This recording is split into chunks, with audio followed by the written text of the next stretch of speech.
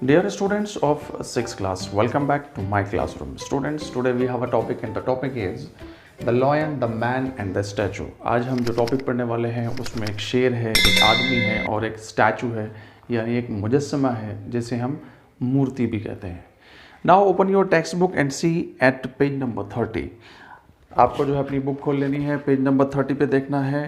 चलिए शुरू करते हैं हमारे इस टॉपिक की रीडिंग. तो आपको इस बात का भी ख्याल रखना है कि जब भी मैं एक्सप्लेनेशन के दौरान मीनिंग्स बताऊं आपको, तो आप उन वर्ड्स के मीनिंग जो आपको नहीं पता है तो आप पेंसिल से ही अपनी बुक में ही उसे नोट डाउन कर लीजिएगा प्लीज़. ठीक है. Long ago man and animals could talk to each other. पहले की बात है, बहुत पहले की बात है कि इंसान और जानवर उस वक्त बात कर सकते थे. वंस यानी एक मर्तबा, a man and a lion got talking. एक मर्तबा एक आदमी और एक शेर जो है वो आपस में बात करने लगे. The lion was very proud of his strength. Lion जो था उसे बहुत फ़ख्र था, गुरूर था. प्राउड करना यानी गुरूर करना, घमंड करना. The lion was very proud of his strength. Strength कहते हैं ताकत को, ठीक है, पावर को. The lion was very proud of his strength यानी कि शेर को अपनी ताकत पर बहुत ज़्यादा गुरूर था. I am the king of beast. वो क्या कहता था कि मैं राजा हूँ, मैं बादशाह हूँ. किनका?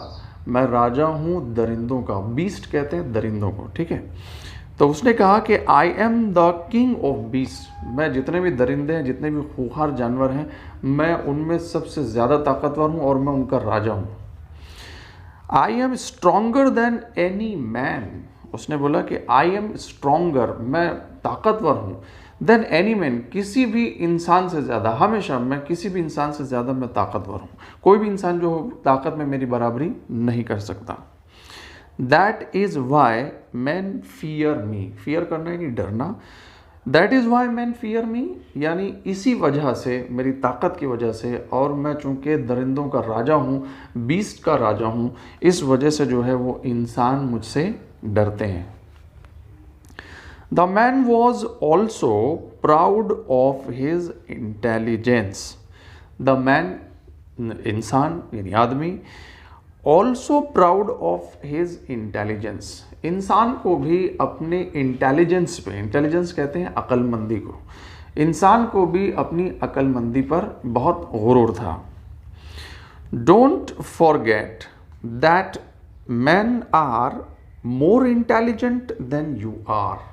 आदमी ने शेर से कहा, शेर ने तो आदमी को ये कहा कि तुम जो हो वो मेरे सामने बिल्कुल कुछ नहीं हो. और हमेशा से एक शेर जो है वो इंसानों से ताकतवर रहा है, वो कभी भी इंसान को मार सकता है.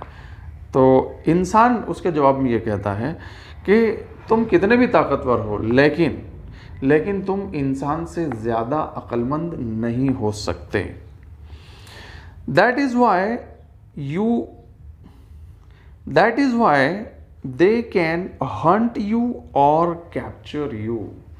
और कैसे समझ में आता है कि इंसान जो है वो तुम शेरों से ज़्यादा अक्लमंद है, कि इंसान जो है वो तुम्हारा शिकार भी करते हैं और तुम्हें कैद भी करते हैं, कैप्चर भी करते हैं. They both began to argue about who was greater. दोनों भी यानी इंसान भी और शेर भी, वो दोनों भी आपस में इस बात पर बहस करने लगे कि कौन दोनों में से ज़्यादा जो है वो पावरफुल है या कौन ज़्यादा बड़ा है, कौन अजीम है. ठीक है. At last the man took the lion to a statue in a big garden. Garden कहते हैं बाग को, और स्टैचू के जैसे मीनिंग मैंने आपको बताया कि मुजस्समा या फिर मूर्ति. तो आखिरकार ऐसा हुआ कि आदमी ने बोला कि रुक जाओ, चलो मैं तुम्हें जो एक ऐसी जगह लेकर चलता हूँ जहाँ तुम्हारा जो कन्फ्यूज़न है वो क्लियर हो जाएगा. तो आदमी जो है उसको एक बाग में ले आया जहाँ पर एक बहुत बड़ा मुजस्समा लगा हुआ था, एक बहुत बड़ी मूर्ति दिखाई दे रही थी. It showed the great hero Hercules standing proudly with a dead lion at his feet. Hercules का नाम आपने सुना होगा कि ये एक रोमन राजा था जो कि बहुत ज़्यादा पावरफुल था, यानी अपनी स्ट्रेंथ के लिए जो है वो बहुत ज़्यादा पावरफुल माना जाता था। तो उस मुजस्समे में एक आदमी था जो हरक्यूलिस था और उसके पैरों में एक शेर जो है वो मुजस्समे में ऐसा दिखाई दे रहा है हमें कि एक शेर जो है वो मरा पड़ा हुआ है, डेड पड़ा हुआ है, और हरक्यूलिस के पैर जो है या हरक्यूलिस का पैर जो है वो उसकी बॉडी पर रखा हुआ है, किसकी? मरे हुए शेर की। तो ये मुजस्समा इस बात को दिखा रहा था कि मैन यानी इंसान जो है वो शेरों से ज़्यादा ताकतवर है और वो कभी भी शेरों का शिकार कर सकते हैं और कभी भी उन्हें कैद कर सकते हैं। Hercules standing proudly with a dead lion at his feet. See this statue. उसने बोला, आदमी ने बोला शेर को कि देखो उस स्टैचू को, देखो उस स्टैचू से क्या जाहिर हो रहा है। This statue proves that men are greater. इंसान ने कहा कि देखो वो स्टैचू जो है वो इस बात का सबूत है कि इंसान जो है वो हमेशा शेरों से बड़े रहे हैं, शेरों से ज़्यादा अक्लमंद रहे हैं और शेरों पर हमेशा हावी रहे हैं। क्लेम्ड द मैन ने जो है वो डिमांड की, क्लेम किया, उसने बताया कि देखो ये मुजस्समा जो है उस बात का सबूत है कि तुम मान ही नहीं रहे हो, कि तुम बोल रहे हो कि इंसान जो है मैं कभी भी उसको मार दूंगा और मैं उससे बहुत ज़्यादा ताकतवर हूँ, लेकिन तुम इंसानों की अकल के सामने कुछ भी नहीं हो। ये इस बात का सबूत है क्या? वो मुजस्समा यानी वो मूर्ति, वो statue. Not at all, the lion replied quickly. Lion ने बोला कि अरे नहीं नहीं, यहाँ बात ख़त्म नहीं होती है, यहाँ बात बिल्कुल ख़त्म नहीं होती है। क्यों? This only shows that the statue was made by a man. शेर ने उसके पीछे ये जवाब पेश किया कि अरे ये जो मुजस्समा जो तुम मुझे दिखाकर अपनी बढ़ाई बयान कर रहे हो, तो यहाँ पर बात ख़त्म नहीं होती। ये इसलिए ऐसा मुजस्समा बना हुआ है क्योंकि ये मुजस्समा, ये स्टैचू जो है वो इंसानों ने बनाया है, ठीक है। तो इंसानों ने अपनी अजमत को बरकरार रखने के लिए शेर को अपने कदमों में मरा हुआ दिखाया है ताकि वो ये प्रूव कर सकें, ये बता सकें कि हम शेरों से ज़्यादा ग्रेटर हैं, पावरफुल हैं, इंटेलिजेंट हैं। Statue was made by a man if lions made statue. उसने बोला शेर ने कि अगर यही स्टैचू या ऐसे ही स्टैचू अगर शेर बनाते तो they would show the lion standing and the man lying dead under his paws.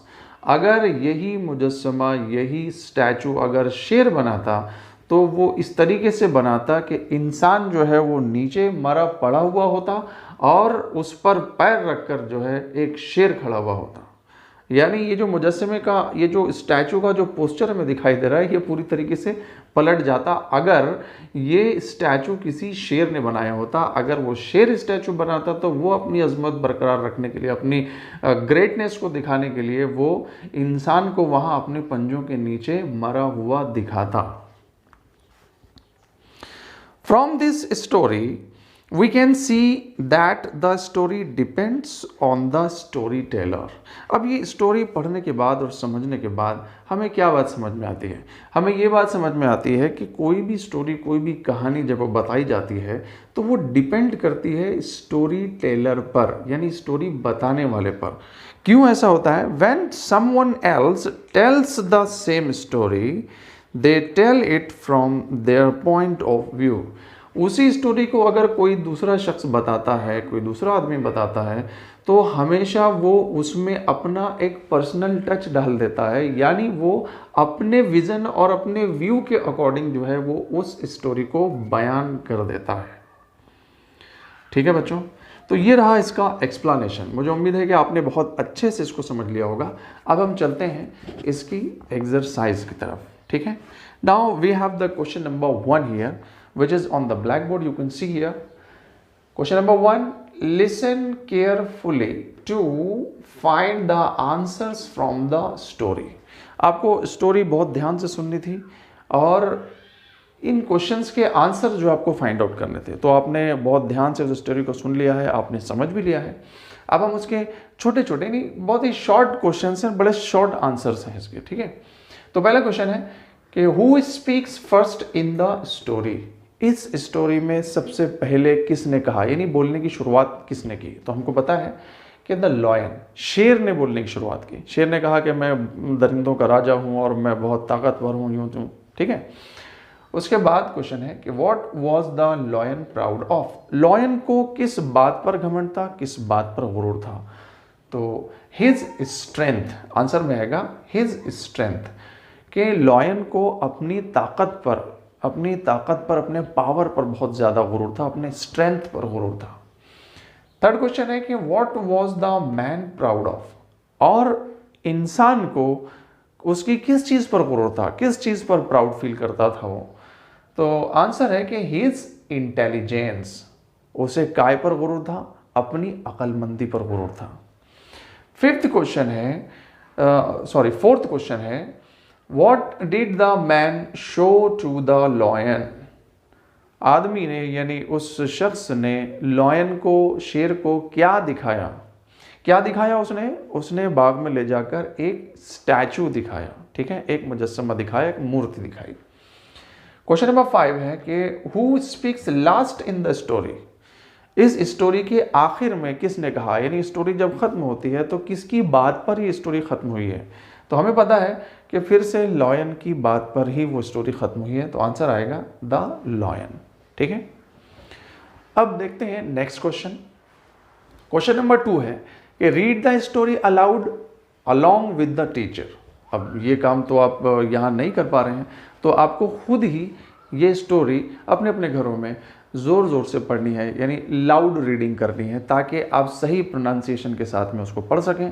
और ये स्टोरी को जो है आप अपने पेरेंट के सामने पढ़िए, ताकि वो लोग भी उस स्टोरी को सुन सकें और आपके प्रोनाउंसिएशन को ठीक कर सकें। ओके। क्वेश्चन नंबर 3 है कि tell the story in short in your mother tongue. तो आपको अपनी मादरी ज़बान में इस स्टोरी को बयान करना है, ठीक।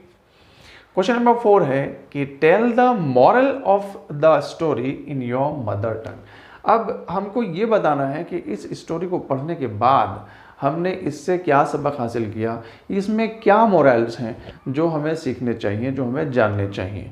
तो आपको पता है कि इसमें मॉरल ऑफ द स्टोरी क्या है।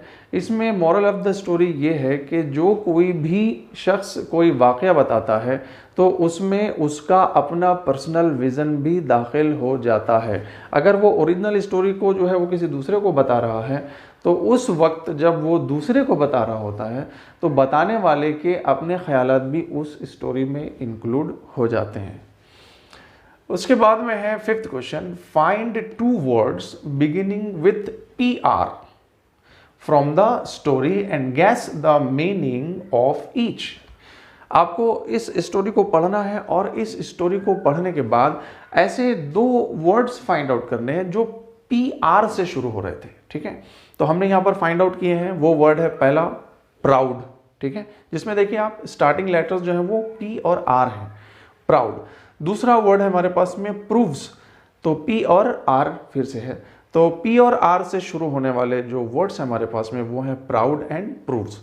तो प्राउड के मीनिंग यहाँ लिख दिए हैं फीलिंग ऑनर्ड, प्राउड फील करना यानी ऑनर फील करना, यानी अपनी अजमत को जो है वो महसूस करना या फिर जो है अपने आप को बड़ा मानना, something like that.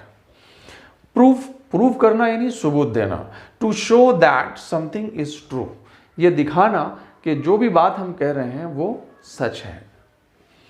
6th question है कि we learn 2 things indirectly from the story.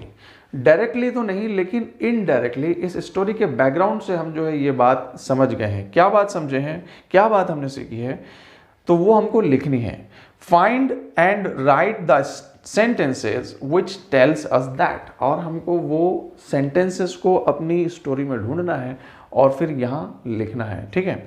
तो पहला था हमारा कि man and animals can not talk to each other. भाई आदमी और जो जानवर है यानी इंसान और जानवर जो वो कभी भी एक दूसरे से बात नहीं कर सकते, लेकिन हमें स्टोरी में क्या बताया था, वो सेंटेंस कौन सा है, वो सेंटेंस है कि लॉन्ग एगो, बहुत पहले, मैन एंड एनिमल्स, इंसान और जानवर, could talk to each other, आपस में बात कर सकते थे। दूसरी जो चीज़ हमने सीखी है कि lions do not make statues, lions जो है वो स्टैचूज नहीं बना सकते, वो कभी भी जो है कोई मुजस्समा या कोई मूर्ति नहीं बना सकते, क्योंकि उनके पास में वो एबिलिटीज़ नहीं है, वैसा माइंड नहीं है, उनका बॉडी स्ट्रक्चर वैसा नहीं है कि वो कोई चीज़ बना सके। They are the animals.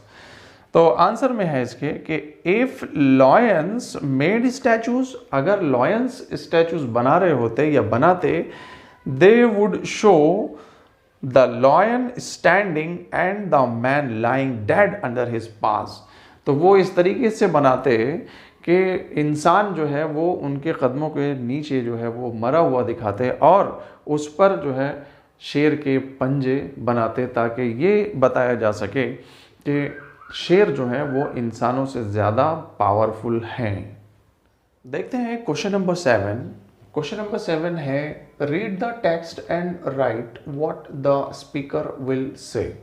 हमको टेक्स्ट पढ़ना है, ये जो बॉक्स में आप टेक्स्ट देख रहे हैं उसको पढ़ना है और उसके बाद में फिर हमें ये बताना है कि वो स्पीकर जो है वो अपने खुद के वर्ड्स में उसे कैसे कहेगा या कैसे कहता है। ठीक है, तो हमारा जो टेक्स्ट है वो इस तरीके से है कि Raju thinks it's fun to pull his puppy's tail. Raju ये सोचता है कि ये तो एक फन है, ये एक मज़ा है कि राजू जो है वो अपने पपी की टेल खींचता है, यानी राजू का अपने पपी की टेल खींचना ये उसके लिए बड़े मज़े की बात है। तो अब यही स्टेटमेंट को राजू जो है खुद के वर्ड्स में अगर कहेगा तो कैसे कहेगा? तो राजू सेज, राजू कहता है, it's fun to pull my puppy's tail. Raju कहता है कि इट्स फन, ये मज़े की बात है, to pull my puppy's tail, कि मैं अपने पपी की टेल खींचूं या मेरे अपने पपी की टेल को खींचना ये मेरे लिए बड़े मज़े की बात है। ठीक है, नेक्स्ट टेक्स्ट देखते हैं। Roma's granny thinks Roma should wear a sari for festival. Roma की दादी माँ ये सोचती हैं कि रोमा को फेस्टिवल्स में यानी त्योहारों में साड़ी पहननी चाहिए।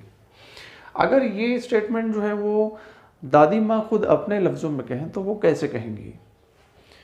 रोमाज ग्रैनी सेज, रोमा की ग्रैनी कहती हैं, क्या कहती हैं? Roma should wear a sari for festivals. Roma को फेस्टिवल्स में साड़ी पहननी चाहिए। हमने उनके इस स्टेटमेंट को, उनके इन वर्ड्स को देखें, इन्वर्टेड कॉमा में ब्लॉक कर दिया है। ठीक, तीसरा स्टेटमेंट देखते हैं, तीसरा टेक्स्ट देखते हैं कि the teacher gave a surprise test to students. Teacher ने अपने स्टूडेंट्स को एक सरप्राइज टेस्ट दिया है, यानी पहले से नहीं बताया, अचानक में जो है वो टेस्ट दे दिया है।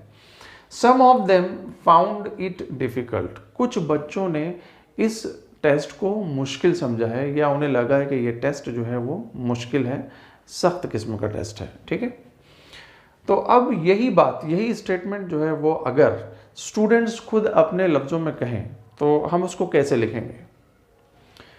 द स्टूडेंट्स से, स्टूडेंट्स कहते हैं, क्या कहते हैं? Some of us have found the surprise test difficult, कि हम में से कुछ लोगों ने ये पाया है कि वो सरप्राइज टेस्ट डिफिकल्ट है। ठीक है, उसके बाद देखते हैं डी वाला स्टेटमेंट। तो टेक्स्ट है कि अ लीपर्ड वॉन्डर्ड, लीपर्ड कहते हैं चीता को, तो अ leopard wandered into a city. Leopard जो है वो कहाँ घूमा? वो घूमा है पूरे शहर में। ठीक है, लीपर्ड वॉन्डर्ड, वॉन्डर्ड करना यानी इधर उधर भटकना या फिर फिरना या फिर घूमना। ठीक, a leopard wandered into a city, leopard जो है वो एक शहर में घूमा। A big part of a forest near that city had been cut down to build the city. उस सिटी के पास का एक फॉरेस्ट का बहुत बड़ा हिस्सा जो है वो कट डाउन कर लिया गया, यानी काट लिया गया, जो वहाँ के पेड़ पौधों को जो है वो काट कर ख़त्म कर दिया गया। तो क्यों घूमा होगा वो? क्योंकि वो एक बहुत बड़ा हिस्सा फॉरेस्ट का जो था वो काट दिया गया, जिसकी वजह से वो ओपन लैंड हो गया और उसकी वजह से वो जो है मजबूरन सिटी में घूमने लगा। ठीक, A big part of a forest near that city had been cut down to build the city. City को बढ़ाने के लिए, सिटी को और बनाने के लिए उससे लगा हुआ जो जंगल का हिस्सा था उसे काट दिया गया, इसलिए लिपर्ड जंगल की बजाय सिटी में घूम रहा था। यही वर्ड्स अगर जो है वो लिपर्ड खुद कहे तो वो क्या कहेगा? ठीक है, देखते हैं इसके आंसर में। अ लीपर्ड सेज, एक लीपर्ड, एक चीता कहता है, I wandered into a city, मैं एक शहर में घूमा, यानी घूमा फिरा भटका। Because a big part of a forest, क्यों? क्योंकि जंगल का एक बहुत बड़ा हिस्सा नियर दैट सिटी, उस सिटी के करीब था, has been cut down to build the city, जो कि काट दिया गया शहर को और आगे बढ़ाने के लिए। तो स्टूडेंट्स, मुझे लगता है कि आपने इन सारी चीज़ों को बहुत अच्छे से समझ लिया है। तो आज के लिए बस इतना ही। इसके बाद का जो एक्सरसाइज का पार्ट है वो हम देखेंगे हमारे नेक्स्ट लेसन में। ओके।